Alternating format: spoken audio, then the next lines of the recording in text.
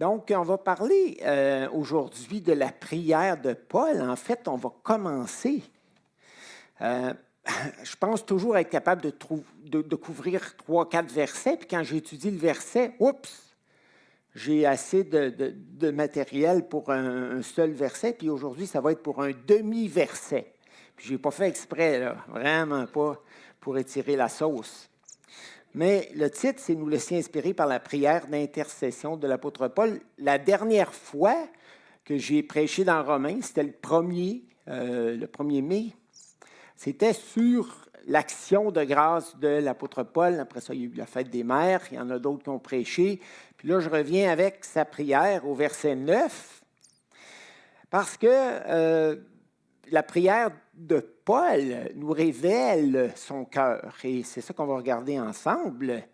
Et j'aimerais simplement vous dire en introduction que nos prières à Dieu sont le reflet de ce qui se passe spirituellement dans notre cœur.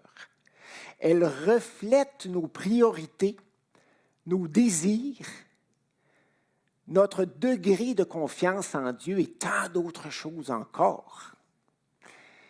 Si notre cœur ne s'élève presque jamais vers Dieu, c'est peut-être que nous n'avons pas encore de relation personnelle avec lui ou que notre relation avec lui, que notre communion avec lui est pauvre et superficielle. Mais si notre cœur s'élève constamment à lui, vers lui, bien, c'est signe qu'on est bien attaché à Dieu et qu'on essaie de vivre chaque événement de nos vies, chaque moment avec lui.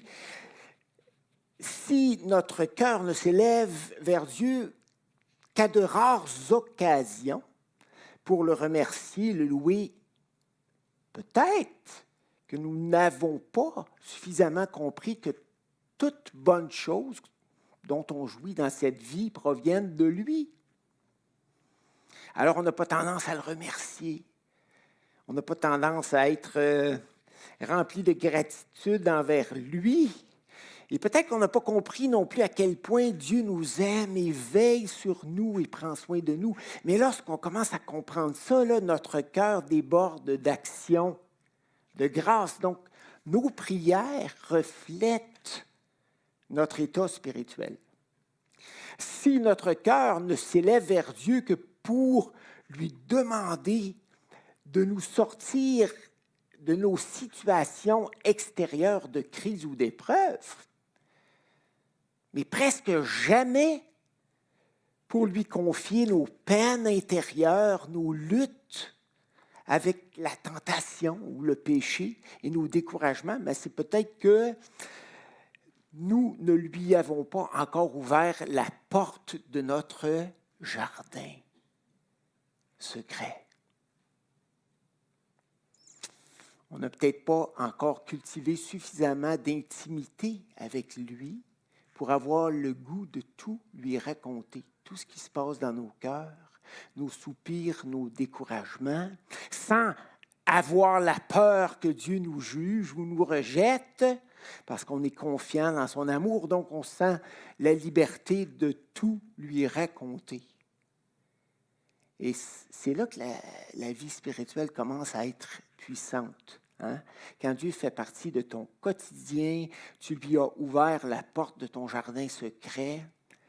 Donc, tu n'es pas en train de vivre ta religion dans une petite boîte là, puis le reste de ta vie dans une grosse boîte là, sans lui. Mais non, Dieu fait partie de plus en plus de l'ensemble de ta vie. Voilà, on pourrait multiplier les exemples. Donc, j'aimerais qu'on se penche sur une des prières de l'apôtre Paul ce matin pour mieux comprendre quelles étaient ses priorités, ses attitudes, son degré de confiance en Dieu. Parce que Paul était un homme de Dieu dédié entièrement à Dieu et à son service, au service de l'Évangile. Donc, c'est ça qu'on va regarder aujourd'hui. On va lire le texte d'abord. Je pense que c'est la chose à faire. Dieu que je sers, Et on ne va pas lire vite, OK? Dieu que je sers est littéralement, le mot grec qui est là signifie à qui je rends un culte. Ça, c'est bien important à comprendre. En esprit, dans mon esprit, en fait, dans la proclamation de l'Évangile, le mot proclamation-là n'est pas là dans le texte, mais il est sous-entendu quand même. Donc, Dieu, à qui je rends un culte, dans mon esprit, dans la proclamation de l'Évangile de son Fils, c'est-à-dire l'Évangile qui concerne son Fils, mais témoin que sans cesse je fais mention de vous, demandant toujours dans mes prières que de quelque façon, il me soit enfin accordé par la volonté de Dieu le bonheur d'aller avec vous. Verset 11. Je désire vivement vous voir pour vous apporter quelques dons spirituels ou bienfaits spirituels en vue de votre affermissement, votre enracinement dans la foi, ou mieux encore, pour que nous puissions nous encourager mutuellement, vous et moi, dans la foi qui nous est commune. Alors, vous voyez quand même que sa prière part du verset 9 au verset 11, mais nous, on va se concentrer sur la première partie du verset 9, parce qu'il y a 3 éléments là-dedans, puis ça va prendre tout notre temps. Et je crois que l'idée principale de la première partie du verset 9, c'est que la recherche d'une communion profonde avec Dieu, une communion faite d'adoration, d'obéissance et d'intégrité, caractérise la vie des croyants et croyantes qui désirent sincèrement servir le Seigneur. Alors, la communion avec Dieu, ce n'est pas juste la prière. Ça prend autre chose, parce qu'on peut faire de belles et grandes prières, mais sans obéir à Dieu, sans lui être intègre, sans l'adorer vraiment. Alors, ce n'est pas le fait de prier puis d'allonger nos temps de prière qui assure nécessairement la profondeur et la richesse de notre communion avec Dieu. Mais quand même, la prière en fait certainement partie, parce que Paul est ici dans un contexte de prière. Et on va regarder ça ensemble.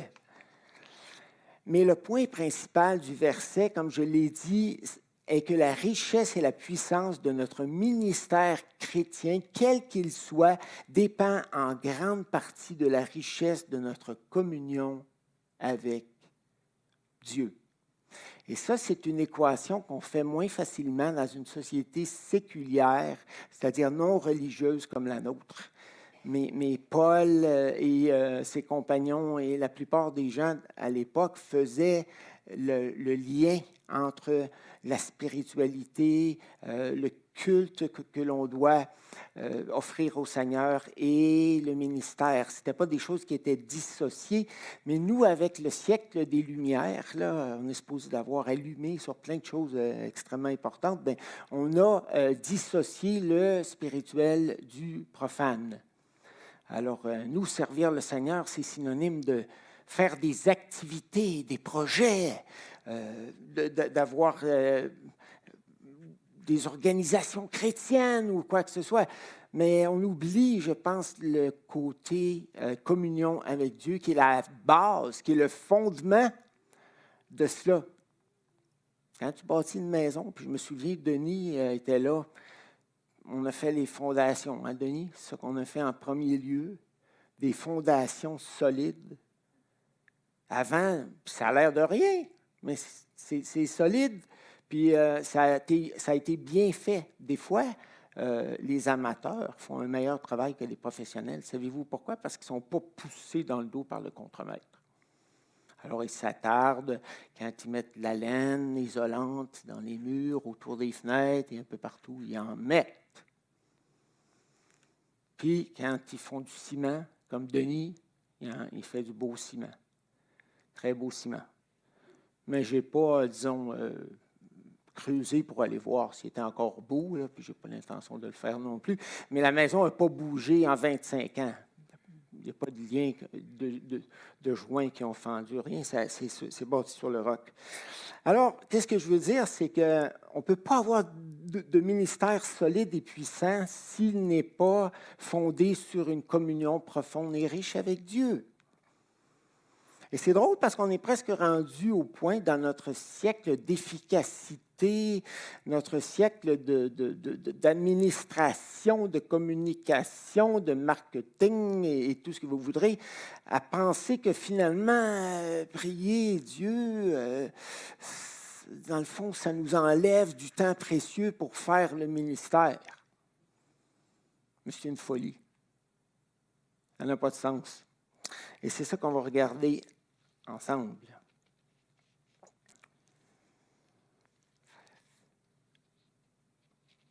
D'abord, Paul rend un culte à Dieu en son esprit. Mais le verbe grec latreuo, vous n'êtes pas obligé de retenir ça, qui est employé ici par Paul et traduit par « je sers », dans la phrase que je sers en mon esprit, figure 21 fois dans le Nouveau Testament, figure dans la traduction grecque de l'Ancien Testament, dans les Septante aussi, mais disons 21 fois dans le Nouveau Testament et 4 fois dans les écrits de Paul, dont une autre fois dans Romains 1, 25, où il est écrit « Eux, c'est-à-dire, selon le verset 24, ceux que Dieu a livrés aux passions dégradées de leur cœur, eux qui ont changé la vérité de Dieu, c'est-à-dire que Dieu s'était révélé à ces gens-là par les œuvres de sa création, eux qui ont changé la vérité de Dieu en mensonge et qui ont adoré et servi. Servi, c'est le même mot, latreuo, qui ont rendu un culte à la créature plutôt qu'au Créateur qui est béni éternellement. Amen.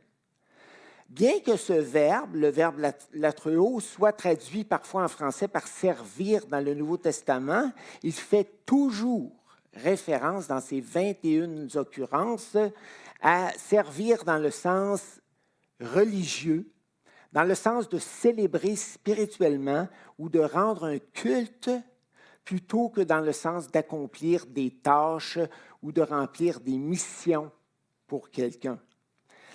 Permettez-moi de vous lire 2 textes significatifs dans les évangiles où ce verbe grec est employé. D'abord, il y a Matthieu 4, versets 8 à 10 que vous connaissez bien. Le diable transporta Jésus encore sur une haute montagne, lui montra tous les royaumes du monde et leur gloire. Et lui dit, je vais te donner toutes ces choses si tu te prosternes devant moi et m'adores. Jésus lui dit, retire-toi Satan, car il est écrit, tu adoreras le Seigneur ton Dieu et tu le serviras lui seul.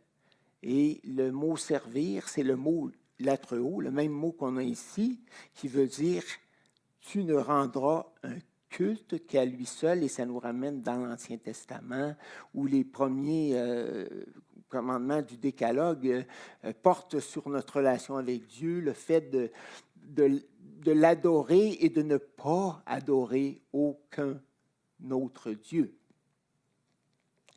Un autre texte qui est intéressant, c'est Luc 2, 37. Anne, fille de Phanuel, restée veuve, elle avait été mariée 7 ans, puis son mari est décédé parce qu'il n'était pas remarié, mais là, elle était âgée de 84 ans. Je ne sais pas à quel âge qu'elle s'était mariée, là, mais ça faisait des décennies qu'elle avait perdu son mari. Elle ne quittait pas le temple et elle servait Dieu, nuit et jour dans le jeûne et dans la prière. Servir Dieu dans le jeûne et dans la prière.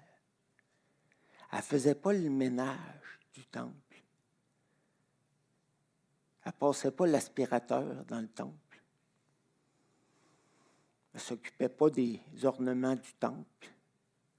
Non, son service pour Dieu était de lui rendre un culte, de l'adorer, probablement d'intercéder aussi pour les humains qui entendraient sa parole pour que leurs yeux et leur cœur s'ouvrent. Mais c'est intéressant le concept de servir Dieu jour et nuit dans le jeûne et la prière. Nous, on fait des petites réunions de prière pas longues, là. Puis qu'on soit dans une petite église ou une grande église, ça prend tout pour avoir une dizaine de personnes. Quand Francine et moi, on était aux États-Unis, au Texas, dans une grosse église de milliers de personnes, là, on arrive à la réunion de prière. Tu te souviens, Francine? 6-7 personnes. Ça ne veut pas dire que les autres personnes ne priaient pas, par contre. Il ne faut pas faire d'équation simpliste. Mais disons que la prière, ce n'est pas quelque chose qui attire les foules, en général. Si tu veux remplir la salle, tu es mieux de faire un concert de louanges qu'une soirée de prière. Les humains peuvent, sans avoir cultivé de communion spirituelle profonde avec Dieu, mais en s'appuyant sur eux-mêmes, faire une foule d'activités religieuses. Ils peuvent, en comptant sur leur propre intelligence, leur capacité relationnelle ou organisationnelle ou leur don de communicateur, mettre sur pied de grands projets, attirer des foules, remplir de grandes salles pour des conférences à saveur biblique et spirituelle et tant d'autres choses encore. Mais sans l'appui de Dieu et sans son inspiration, sans sa direction et son travail puissant dans les cœurs et les vies, aucun travail spirituel profond et durable et merveilleux ne peut être accompli. Donc, aux apparences, tu peux faire une foule de choses impressionnantes, de choses qui fonctionnent. Mais la question pour Dieu est de savoir, est-ce que les cœurs se sont tournés vers moi? Est-ce que les cœurs se laissent transformer? Est-ce que les gens auprès de qui vous avez fait votre ministère sont devenus des adorateurs? Les adorateurs que le Père cherche ou non? Puis, est-ce qu'ils ont l'aspiration de ressembler à Jésus de plus en plus? Parce que c'est ça l'essence du ministère. Tout le reste, là, tu peux le faire de façon championne, mais transformer des cœurs, il y a juste Dieu qui puisse faire ça. Sauver un individu de la mort éternelle, il y a juste Dieu qui peut faire ça. Jésus a dit à ses disciples, c'est impossible aux hommes. Tu ne peux pas sauver personne. Mais tu peux annoncer l'Évangile. Et si tu annonces l'Évangile, là, parce que c'est ce que Dieu te demande de faire, et que tu vis en communion profonde avec Dieu, ça ne veut pas dire que les gens vont se convertir pour autant, mais tu vas quand même annoncer l'Évangile avec puissance. S'ils ne se convertissent pas, ils vont être troublés. Laisse-moi te le dire. Parce que le Saint-Esprit va travailler, va se servir de toi et de ton ministère parce que tu es en communion intime avec Dieu. Jésus va travailler avec toi sur le terrain. Le Saint-Esprit va t'accompagner dans ce que tu fais. C'est spécial hein, dans Jean 15, 5. Le Seigneur Jésus a dit, « Je suis la vigne, vous êtes les branches. Si quelqu'un reste attaché à moi comme je suis attaché à lui, il donne beaucoup de fruits.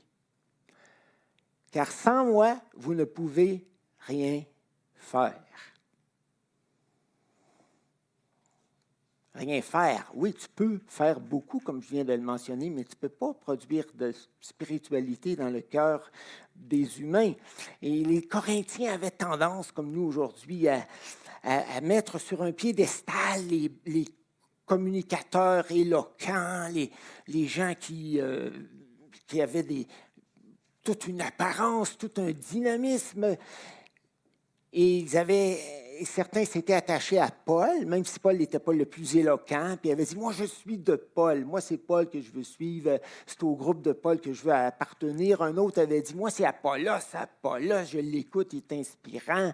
Je l'écouterai des heures. Je ne m'endors pas sur ma chaise. » Et l'autre dit, « Ben moi, c'est à Pierre que je m'attache parce que c'est lui que j'aime le plus. » Et là, Paul dit, « Arrêtez ça, là, vous êtes vous ne voyez pas les choses de la bonne façon. Ce n'est pas Paul, ce n'est pas Apollos, ce n'est pas Pierre qui sont quelqu'un. C'est Dieu qui fait croître. Moi, j'ai planté, Paul dit, Apollos a arrosé, mais c'est Dieu qui fait croître. Ainsi, ce n'est pas celui qui plante qui importe, ni celui qui arrose, mais Dieu qui fait croître. Alors, vous comprenez pourquoi c'est important que notre ministère soit le fruit ou le prolongement, si vous voulez, de notre communion spirituelle avec Dieu et de notre collaboration avec lui. C'est-à-dire que si on veut travailler comme ouvrier avec Dieu, comme ses co-ouvriers, là, et que c'est lui le maître du chantier, ça serait peut-être important de se mettre à son écoute, puis de lui dire, Seigneur, qu'est-ce que tu veux que je fasse pour toi? Ça, c'est une première question très importante. Et Paul y a répondu, parce que dans notre texte, c'est dit qu'il servait Dieu, qu'il rendait un culte à Dieu dans l'Évangile, dans la proclamation de l'Évangile de son Fils, parce que, comme on va le voir tout à l'heure, c'est ça que Dieu a dit à Paul. Paul cherchait sa face, puis Jésus il a dit, écoute, toi, voici le mandat que je te confie, tu vas prêcher l'Évangile partout. Puis je vais te montrer ce que tu vas avoir à souffrir pour moi en le faisant. L'ordre était clair, le mandat était crystal clear. Alors, il lui restait juste d'obéir. C'est intéressant de voir que c'est souvent dans des contextes de prière que Dieu se révèle. Les pharisiens avaient mis la patte sur Pierre et Jean. Ils les avaient emprisonnés, menacés, tout ce que vous voulez. Et au verset 3 de Acte 4, il est dit, après avoir été relâchés, Pierre et Jean allèrent vers les leurs et racontèrent tout ce que les principaux sacrificateurs et les anciens leur avaient dit.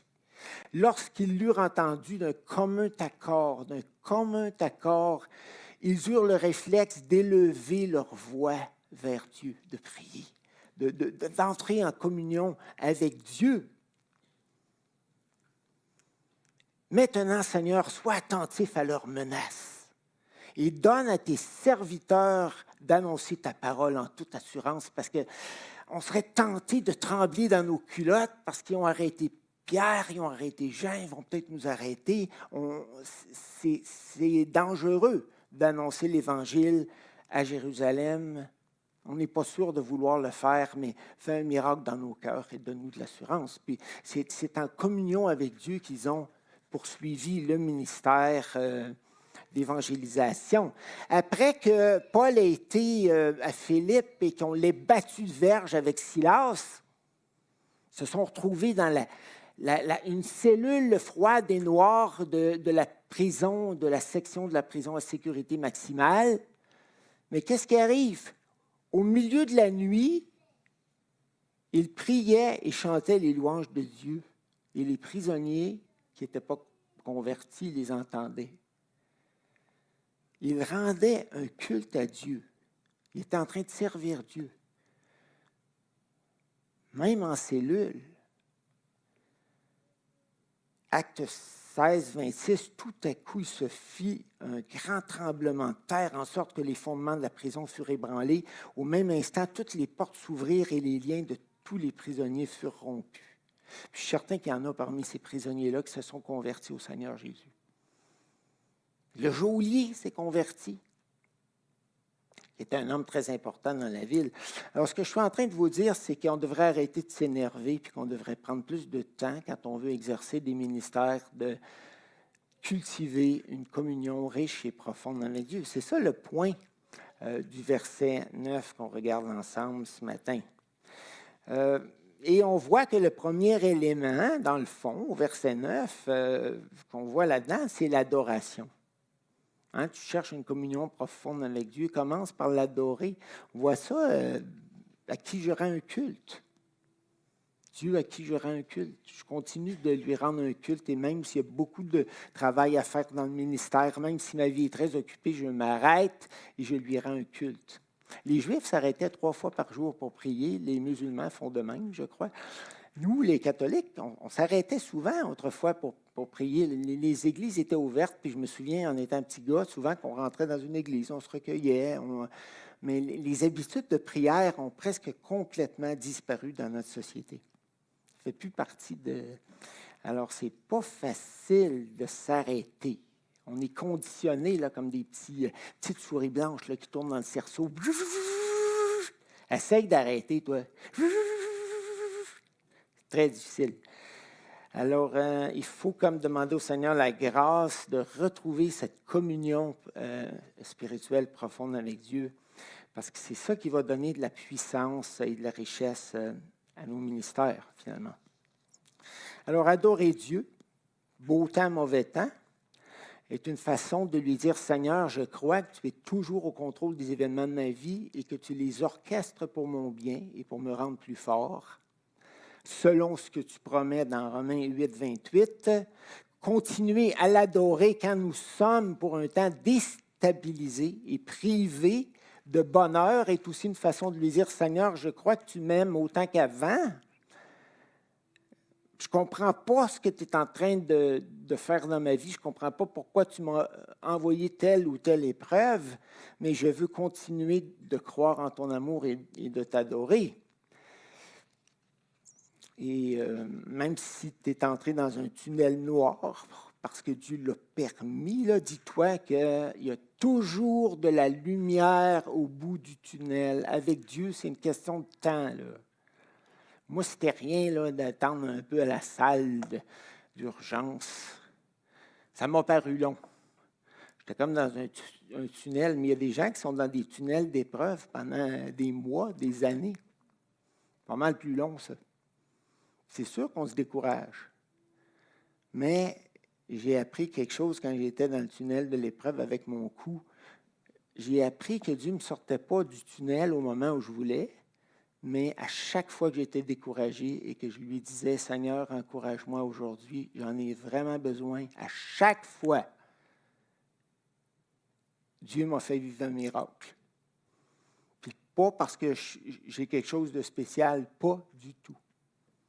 C'est parce que ça, c'est une promesse qu'il a faite qui allait encourager le cœur fatigué, le cœur inquiet qui se tourne vers lui. Pour ce qui est d'enlever l'épreuve, là, il le fait en son temps. Mais dis-toi une chose, tu peux en tout temps lui demander qu'il te redise qu'il t'aime, tu peux lui demander de t'encourager, puis il est très créatif, puis il va trouver une façon de t'encourager durant la journée ou le lendemain. Il ne fait pas toujours les choses de façon mécanique, il va te surprendre parce qu'il n'est pas limité aucunement dans ses moyens. Donc, le premier ingrédient de notre communion avec Dieu, c'est l'adoration. Puis la communion avec Dieu, c'est le fondement de notre ministère. Vous comprenez? Mais il faut continuer d'adorer Dieu, quelles que soient les circonstances. J'avais lu un livre à un moment donné qui avait été écrit par Carolyn Carothers, je pense, ou Merlin, je ne sais pas trop, là, Merlin Carothers. C'était la puissance de la louange. C'est ça que ça disait finalement. Peu importe ce qui se passe, continue de louer Dieu, puis tu vas vivre des miracles incroyables. Dieu va te soutenir d'une manière ou d'une autre. Donc, tu continues d'adorer Dieu. C'est un élément essentiel de ta communion avec Dieu. Puis, il est question aussi, ensuite, d'obéissance. Donc, ça, j'en ai parlé un petit peu. Quelle heure est-il? -5, c'est bon. Les Écritures enseignent de façon générale et très claire que nous ne pouvons pas, comme croyants, expérimenter de communion spirituelle intime et profonde avec Dieu si nous ne sommes pas à son écoute et ne cherchons pas à lui plaire et à lui obéir. Et c'est certain qu'il n'y a personne de nous qui obéit à Dieu de façon parfaite, là. On est tous défaillants, on fait des faux pas. Mais il y a une différence, frères et sœurs, entre vivre dans la désobéissance constante et faire des faux pas. Si nous disons que nous n'avons pas de péché, nous faisons Dieu menteur, parce que Dieu a dit qu'on en avait. Même en étant chrétien, puis même en étant sauvé, qu'on continuait de pécher, puis les grands hommes de Dieu péchaient encore. C'est Jacques qui, à un âge très avancé, dit « Nous bronchons tous de plusieurs manières ». Et c'est Paul dans Philippiens qui dit « je n'ai pas atteint la perfection. Puis c'était un bonhomme, peut-être qu'il était rendu à 80, là. Mais je cours comme un jeune, là, tu sais, pour saisir la stature, la perfection de Jésus-Christ. Donc, il y avait une humilité dans le cœur de ces gars-là. C'est certain qu'on n'est pas parfait, puis Dieu ne s'attend pas à ce qu'on soit parfait, mais quand même, l'obéissance à Dieu est un élément important de notre communion avec lui. Ce n'est pas possible d'avoir une communion riche et profonde avec Dieu si on passe notre temps à se rebeller contre lui ou à lui fermer notre cœur et à ne pas chercher à lui obéir par sa force, évidemment. Jean 14, 21, un verset magnifique. « Celui qui a mes commandements », pas juste les commandements de l'Ancien Testament, mais tous les commandements que Jésus avait donnés durant ses 3 ans de ministère terrestre. Jésus avait repris des commandements de l'Ancien Testament, mais il en avait ajouté plusieurs. Celui qui a mes commandements et qui les garde, qui les serre dans son cœur, qui les met en pratique, c'est celui qui m'aime. Et celui qui m'aime sera aimé de mon Père. Et je l'aimerai, et je me ferai connaître à lui. Hein, c'est comme si le Seigneur te montre quelque chose dans ta vie. Le Seigneur ne te montre pas tous les domaines à travailler au même moment parce que tu serais découragé. Mais par le Saint-Esprit, par la douceur de Jésus, il te montre les choses une à la fois. Mais toi, là, écoute. Développe une attitude de soumission. Puis quand Dieu te montre quelque chose, ne résiste pas constamment.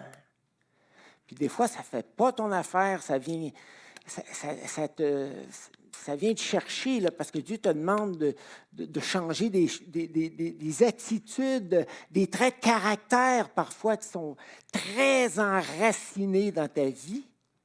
C'est pas grave. Seigneur, je ne vois pas comment je vais arriver à régler tel ou tel problème, mais par le Saint-Esprit, je te demande de le faire en moi. Et si tu as cette attitude de vouloir obéir à Dieu, bien là, Dieu va se révéler encore davantage à toi. Je l'aimerai, mon Père l'aimera, et je me ferai connaître à lui encore davantage. C'est merveilleux, ça.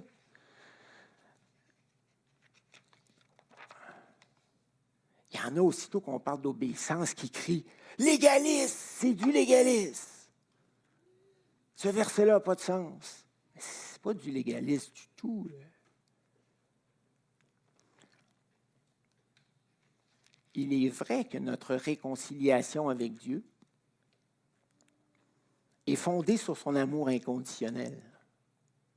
L'amour que Jésus-Christ a démontré pour nous, en mourant pour nous à la croix alors qu'on était ses ennemis. Et ça, c'est ce qu'on appelle son amour inconditionnel. C'est l'amour de l'alliance qui garantit notre relation avec Dieu et qui a poussé l'apôtre Paul à dire « Rien ne peut nous séparer de l'amour de Dieu parce que cet amour-là est garanti par le sang de Jésus, sa mort expiatoire son sang qui a été versé à la croix. » Donc, c'est vrai que notre relation avec Dieu repose sur l'amour inconditionnel de Dieu, mais notre communion spirituelle, qui est différente de notre relation avec Dieu, notre communion spirituelle dépend de notre décision de lui obéir par la puissance du Saint-Esprit qui agit dans nos cœurs, évidemment, lorsqu'on l'invite à le faire. J'aime beaucoup Philippiens 2, versets 12 à 13, où il est écrit « Ainsi, mes bien-aimés, comme vous avez toujours obéi, travaillez à votre sanctification, poussés par le plus grand respect pour Dieu, avec crainte et tremblement, là. Et faites-le non seulement en ma présence, mais plus encore maintenant que je suis absent, car c'est Dieu lui-même qui agit en vous, vous rendant capable de vouloir et de réaliser ce qui est conforme à sa volonté pour son bon plaisir. Alors, Dieu ne donne pas seulement le vouloir, le désir, mais il nous donne la capacité de faire les choses si on lui demande, si on s'humilie devant lui. Il va nous permettre d'avancer, de faire des pas vers la sanctification. Et de toute façon, si Dieu voit qu'on a le désir de lui obéir, même si on fait des faux pas, comme je le disais, là, quand tu fais un faux pas, là, entête-toi pas là-dedans.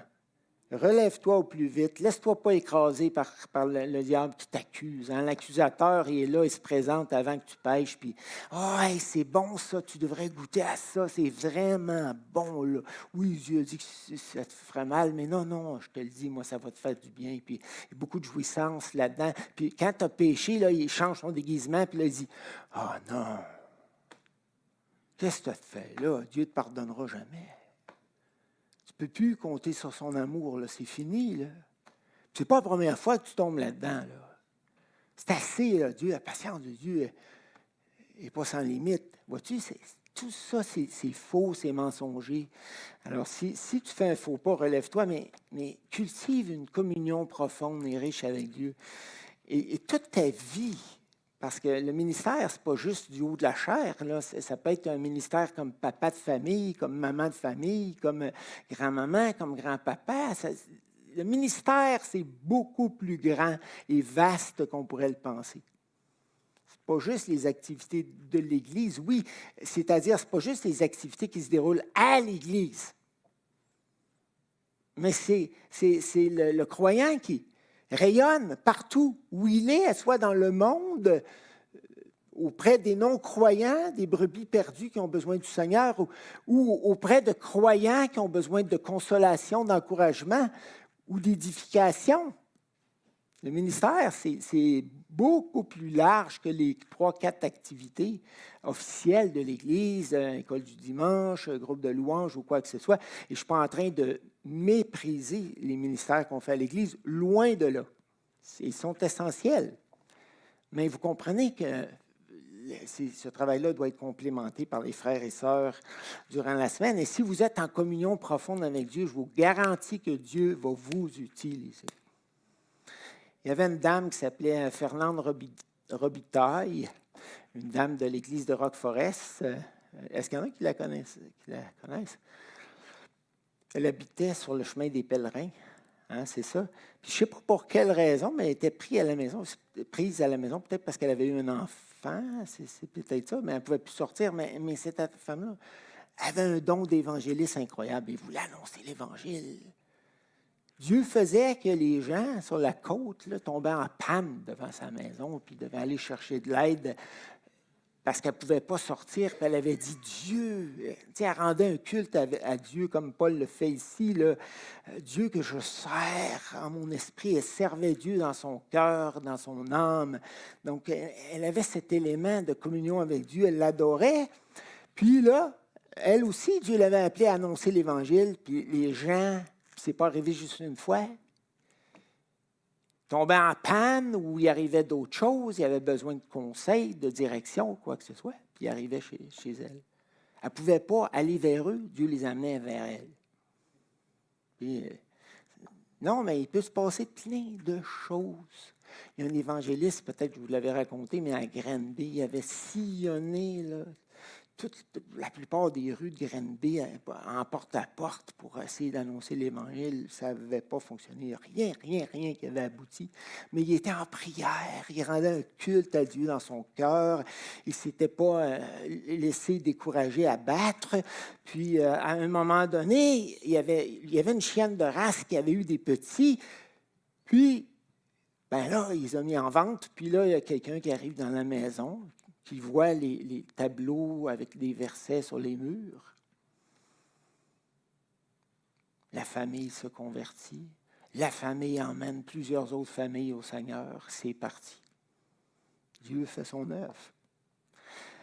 Nous, on n'est pas les joueurs principaux dans l'œuvre de Dieu.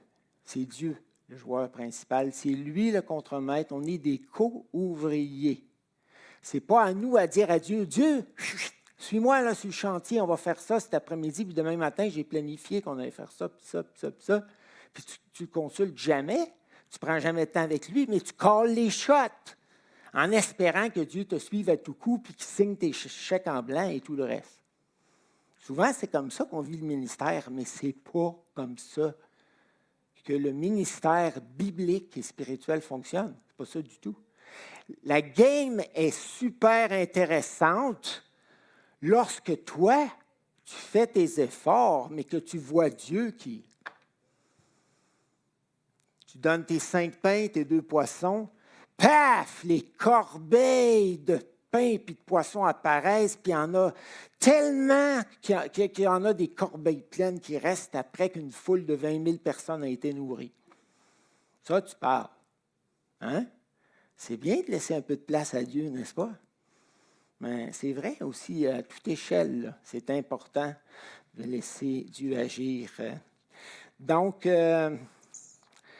la proclamation de l'Évangile, c'est ce que Dieu avait montré à Paul de faire. Dans Romains 1, verset 1, il est dit, Paul, esclave de Jésus-Christ, que Dieu a appelé à être apôtre, mis à part pour annoncer l'Évangile de Dieu. C'est le mandat que Paul avait reçu de Dieu. Puis quand tu lis Acte 9, 1 à 16, on ne le lira pas ensemble maintenant, là, mais tu vois que Paul était en prière parce que lorsqu'il avait rencontré Jésus sur le chemin de Damas, il avait été aveuglé complètement, il ne voyait plus clair. Donc, il était en train de prier. Ça faisait 3 jours qu'il était dans un noir total. Et Ananias, qui est un serviteur de Dieu, il n'osait pas trop approcher Paul parce qu'il savait que c'était un meurtrier, un persécuteur de l'Église et tout ce que vous voudrez. Et le Seigneur dit à Ananias, « Va, car cet homme est un instrument que j'ai choisi pour porter mon nom devant les nations, devant les rois et devant les fils d'Israël. Et je lui montrerai tout ce qu'il doit souffrir pour mon nom. Il a fait souffrir mes serviteurs et en a mis plusieurs à mort. Lui-même va souffrir. » Mais ce n'était pas de la vengeance, là, mais c'était juste pour dire que l'Évangile, c'est sérieux. Là. Et Paul, en rendant un culte à Dieu dans son esprit, dans un contexte de communion avec Dieu, il a compris ce que Dieu attendait de lui. C'est ça le point. Donc, si tu ne sais pas du tout ce que Dieu attend de toi, dans aucune situation, c'est problématique. Il faut vraiment que tu te mettes en prière. Tu n'as pas besoin d'avoir un gros ministère là, très clair à accomplir, mais il faut que tu comprennes ce que Dieu désire que tu fasses. Parce que le ministère, ça peut changer selon les besoins. Là. Tu sais, quand Francine était à la maison avec les 3 garçons, bien, c'était ça son ministère principal.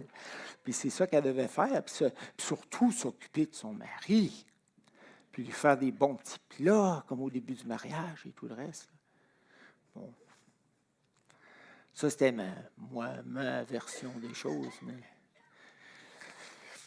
j'ai toujours été bien traité avec Francine, ce n'est pas un problème. Donc, voyez-vous, le premier ingrédient de notre communion avec Dieu, c'est de continuer de l'adorer en toute situation. Deuxième élément, c'est de comprendre son appel. Qu'est-ce qu'il nous appelle à faire? Ça peut changer d'une saison de la vie à l'autre. Mais qu'est-ce qui t'appelle à faire à ce moment-ci de ta vie, dans la saison que tu traverses présentement?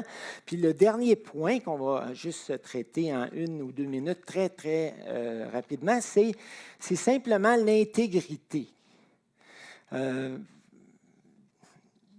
dit « Dieu m'est témoin que », puis on verra la suite là, la prochaine fois, dans 2 semaines. La semaine prochaine, c'est Jean-François Laurence qui va faire son dernier sermon pour cette année, là. C'est la fête des pères. Hein? La semaine prochaine. Oui. Il va peut-être parler sur Jacques quand même, sur la tentation, à moins qu'il ait changé d'idée. Là, mais... Et l'autre semaine, je reviens pour une couple de semaines pour Romains. Bon, alors, ici, le 3e point, c'est quoi? Dieu m'est témoin que je fais sans cesse mention de vous dans mes prières et que j'ai souvent demandé à Dieu la grâce d'aller vers vous, mais que ça ne m'a pas été accordé jusqu'à présent, mais je prie encore pour ça, puis j'espère que Dieu va me permettre d'aller vous voir à Rome. Hey, ça faisait 30 ans que les Romains avaient reçu l'Évangile, puis l'apôtre Paul avait souvent voulu se rendre à Rome, mais Dieu il avait dit non, tu vas faire d'autres choses, je ne t'appelle pas à Rome pour l'instant. Alors, et là, les Romains doutaient de la parole de l'apôtre Paul et de sa sincérité. Ils pensaient qu'il était hypocrite. dans le fond, qui leur disait qu'il voulait aller les voir, puis qu'il avait souvent prié Dieu pour que ça se produise, puis que ça ne s'était jamais produit. Donc, les Romains doutaient. Et ce n'est pas rare quand tu regardes là, dans les textes bibliques de voir que les chrétiens doutent souvent de l'apôtre Paul. Dans Romains 1,9, il leur dit, « Dieu m'est témoin, là, les frères, c'est vrai que je voulais aller vous voir. Puis c'est vrai que Dieu m'en a empêché jusqu'à présent. Puis c'est vrai que je continue à prier qu'il me permette d'aller vous voir. » Mais quand il dit aux Philippiens, « Car Dieu m'est témoin que je vous chéris tous avec la tendresse de Jésus-Christ. » Il y en a peut-être dans l'Église de Philippe qui ne se sentaient pas aimés autant par l'apôtre Paul que d'autres et qui l'avaient jugé. Mais l'apôtre Paul dit « Dieu m'est témoin » en voulant dire « Regarde, je ne mens pas. » Et Paul dit souvent « Je ne mens pas ». Romains 9,1 « Je dis la vérité en Christ, je ne mens pas. Ma conscience m'en rend témoignage par le Saint-Esprit. »